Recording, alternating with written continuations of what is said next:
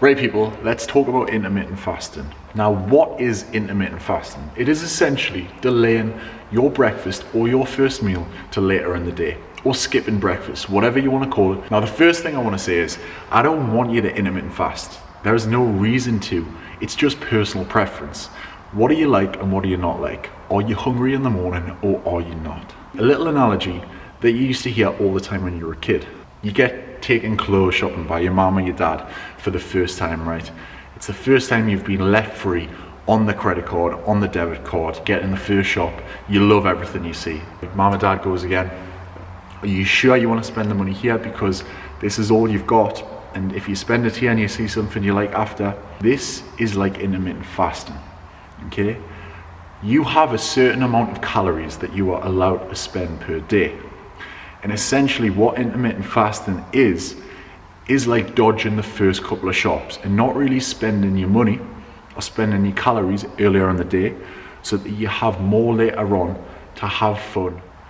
If you delay and you avoid the shops earlier on, you avoid spending all your calories, spending all your money earlier on, then you can have bigger, nicer things later in the day. And this is essentially intermittent fasting.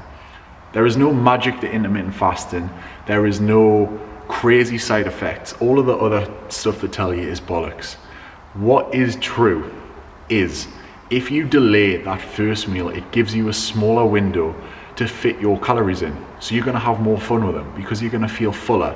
And mentally, that's gonna satisfy you more than if you had to spread it out from 7 in the morning till 9 at night. So the point of the video is, this is a technique. It's a technique like anything. It's a little tool to have in your arsenal. Now, I'm not saying do it every day. I'm not saying it's for everyone. What I tend to do is when I'm at work and I'm a little bit busier and I don't really think about breakfast, I do it. When I'm on a weekend and I want to go and have eggs and avocado, or I want to have eggs Benedict at a fancy place, I have it. I'm not intermittent fasting. But the idea of this is another tool. Do not forget the number one point. You can still get fat off intermittent fasting. You can still gain weight on intermittent fasting if you go over your calorie goals for the day, okay? The most important thing is you're still in a calorie deficit.